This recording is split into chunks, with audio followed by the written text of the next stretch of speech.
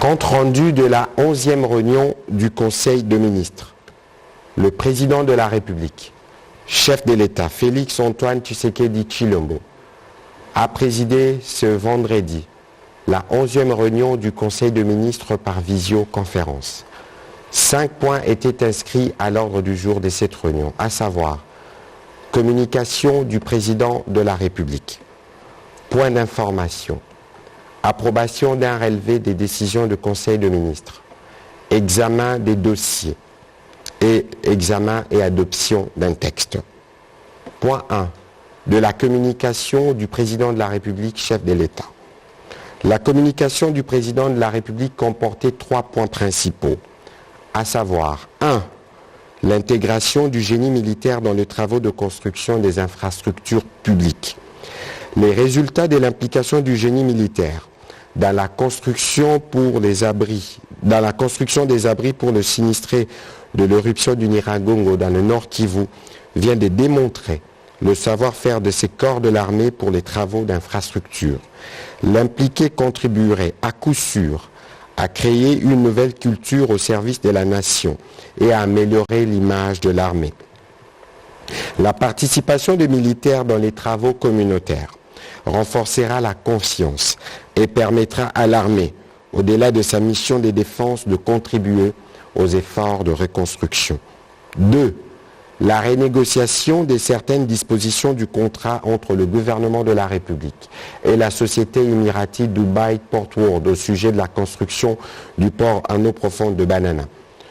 Le président de la République, chef de l'État, a annoncé au Conseil que les clauses qui étaient en défaveur de la République ont été toutes révisées conformément à ses orientations.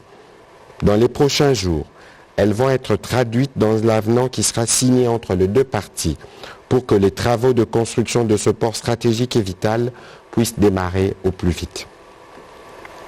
Pour ce faire, il a décidé de mettre en place des outils nécessaires à la parfaite mise en œuvre de ce projet stratégique et un nouveau comité de suivi comprendra les délégués de la présidence, du gouvernement ainsi que les experts en la matière.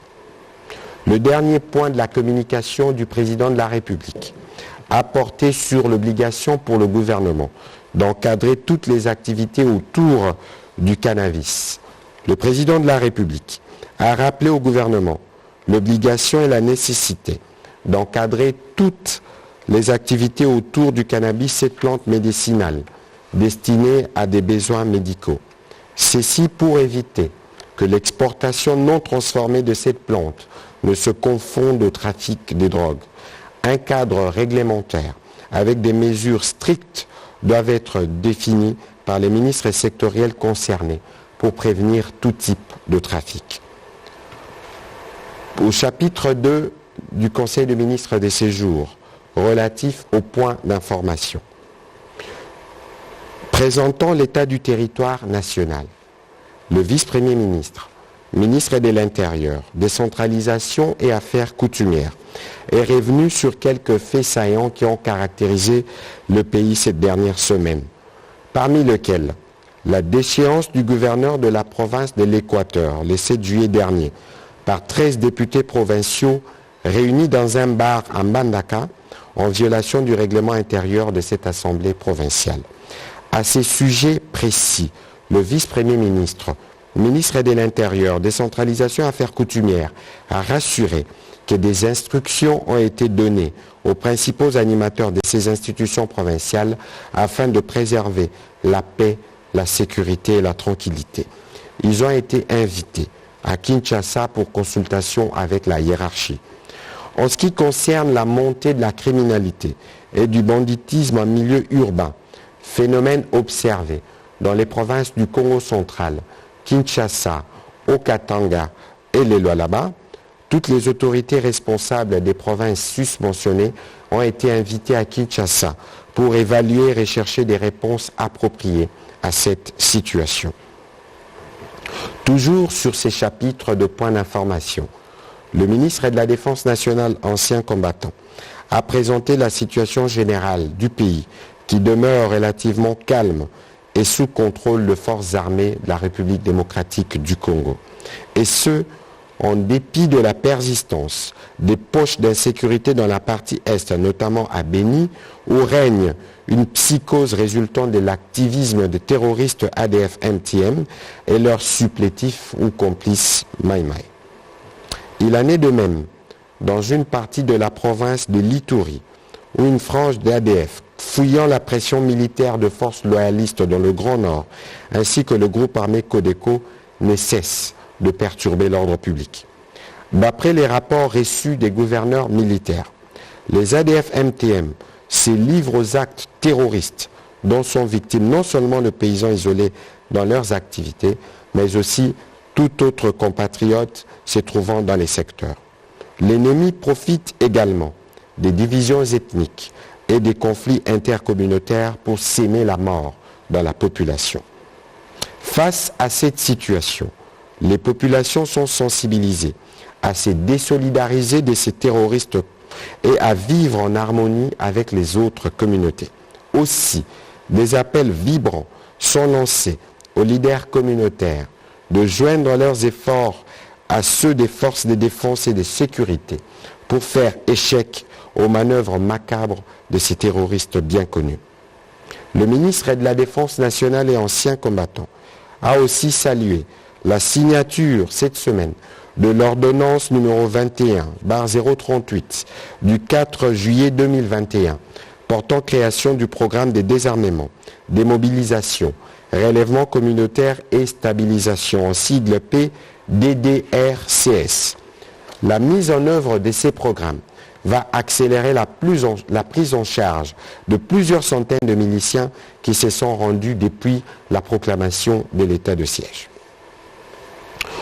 Au point 3, toujours sur ces chapitres de points d'information, le ministre de la Santé publique, Hygiène et Prévention a informé les conseils de ministres de la diminution progressive de cas de contamination résultat de la mise en œuvre de mesures prises par le gouvernement pour lutter évidemment contre la pandémie à Covid-19. L'intensification de la sensibilisation au respect des gestes barrières ainsi que la poursuite de la campagne de vaccination permettent au gouvernement de contenir la progression de la troisième vague et d'améliorer nos indicateurs dans la lutte contre la propagation du variant Delta. À la suite des dénonciations des faux résultats de faux négatifs à Covid-19 faites par certains partenaires de l'État congolais, le ministre de la Santé publique, Hygiène et Prévention a annoncé avoir tenu une séance de travail le 7 juillet dernier avec les différents responsables des laboratoires des hôpitaux de la ville-province de Kinshasa. Au terme de leurs échanges, il a été convenu de faire un état de lieu rapide sur les laboratoires Covid-19, de mettre en place une base de données en ligne, d'élaborer une circulaire avec les directives bien précises, de permettre à l'INRB de prendre le lead de contrôle qualité de laboratoires effectuant les tests Covid-19 et de rendre accessibles les tests Covid-19 dans les centres de santé étatiques périphériques avec la possibilité de partenariat public-privé. Il a aussi, le ministre de la Santé, rencontré les responsables des morgues de la ville-province de Kinshasa pour échanger autour des difficultés des fonctionnements qu'ils rencontrent. Parmi les recommandations émises figure la rédaction d'un projet de loi sur la réglementation de ces activités. Profitant de l'occasion, le ministre de la Santé a également évoqué les évolutions quant à la menace des grèves des personnels médicaux non médecins et administratifs. Au regard des résolutions adoptées au terme de la réunion du 6 juillet dernier avec les différents syndicats, le secrétaire général du ministère à la Santé publique, Hygiène et Prévention va signer dans les prochains jours des notifications pour les médecins régents et juniors promus par les décrets du 22 janvier 2019 et très prochainement, le président de la République, chef de l'État, promulguera l'ordonnance portant nomination des médecins revêtus des grades résidents, chefs cliniques et médecins généraux. À son tour, Le ministre de l'intégration régionale, pour clore ces points d'information, a livré au Conseil des ministres les informations relatives à la tenue prochaine à Kinshasa du 21 au 23 juillet 2021 de travaux de la 8e session de la Grande Commission mixte République démocratique du Congo, Ouganda. Les travaux préparatoires ministériels y relatifs sont en cours de finalisation du côté congolais. Il a également précisé que ces assises visent à accélérer la mise en œuvre des décisions adoptées lors de la 7e session, entre autres la réglementation de la pêche sur les lacs Albert, le renforcement des efforts de coopération afin de détecter et riposter contre l'épidémie d'Ebola et la pandémie de la Covid-19, la construction de la ligne d'interconnexion Beni-Bunia-Butembo-Uganda de 400 kV et des postes à haute tension. Le Conseil des ministres a pris acte de ce point d'information et a chargé le ministre de l'intégration régionale d'approcher les ministres sectoriels impliqués sous la coordination du Premier ministre pour une meilleure préparation de ces assises. Le chapitre 3 du Conseil des ministres de ce jour a concerné l'approbation d'un relevé des décisions du Conseil des ministres. Le Conseil des ministres a adopté le relevé des décisions prises lors de sa 10e réunion tenue le vendredi 2 juillet 2021. Au chapitre 4, examen et adoption des dossiers. Premier point, des mesures urgentes relatives à la gestion durable des ressources naturelles, forêts, au regard des enjeux et défis écologiques de l'heure. Dans les soucis d'assainir la gestion du secteur de l'environnement, d'instaurer la bonne gouvernance et de mettre en œuvre la stratégie d'élargissement de l'assiette fiscale permettant la mobilisation de recettes dans ces secteurs, la vice-première ministre, ministre de l'Environnement et du Développement durable, a présenté au Conseil des ministres 10 mesures urgentes relatives à la gestion durable des ressources naturelles, forêts, au regard des enjeux et défis écologiques planétaires de l'heure. Regroupées en 2 principaux axes, changement climatique d'une part, crédit carbone, et de l'autre, gestion des forêts, les dites mesures préconisées portent sur l'institution de la taxe carbone, la création de l'autorité des régulations du marché de carbone, le lancement des études en vue de l'élaboration de la politique nationale sur le changement climatique et l'adoption d'un cadre légal y relatif. La tenue des États généraux de la forêt de la République démocratique du Congo et poursuite de l'opérationnalisation du Conseil consultatif national des forêts. L'élaboration d'une politique forestière nationale pour la République démocratique du Congo. La révisitation des concessions forestières octroyées à ce jour. L'institution d'une commission chargée d'examiner la situation des bois rouges abandonnés et ou stockés dans l'ex-province du Katanga. La levée du moratoire en cours en matière d'octroi de titres d'exploitation forestière. La prise d'un arrêté interministériel portant suspension de l'exportation de toutes essences de bois d'œuvre en République démocratique du Congo. La conciliation des données statistiques entre les services qui interviennent dans les secteurs de l'environnement, DGDA, OGFREM, OCC, DGRAD, DGI, etc. Dans ces développements, la vice-première ministre, ministre de l'Environnement, a précisé que ces mesures sont motivées par le souci d'améliorer la gouvernance environnementale et de mettre la République démocratique du Congo au même diapason que ses pairs, au regard du contexte global dominé par les changements climatiques et les enjeux politiques, économiques et financiers qui en découlent. Après débat et délibération, ces 10 mesures ont été adoptées par les conseils de ministres. Pour sa part, le ministre d'État, ministre de l'Aménagement du territoire, a soumis au Conseil des ministres son projet d'organisation d'un atelier d'élaboration de l'annuaire national des ressources naturelles renouvelables et non renouvelables du sol et du sous-sol géoréférencié en République démocratique du Congo. Cette démarche partira d'une collecte de données par une approche participative, inclusive, dynamique et interactive avec l'implication des structures représentant plusieurs ministères sectoriels et les provinces. Il sera question notamment d'établir pour chaque ressource naturelle sa localisation, son potentiel commercial, sa qualité et teneur, les chaînes de valeur existantes et les acteurs impliqués dans l'exploitation. Le ministre d'État a expliqué que la production de cet annuaire multisectoriel est l'une des stratégies définies conformément à la vision du président de la République pour lutter contre les inégalités socio-économiques par l'essaimage de l'exploitation, de la transformation et de l'utilisation et de la commercialisation de nos ressources de manière à codifier, implanter et administrer le développement durable et harmonieux du territoire national.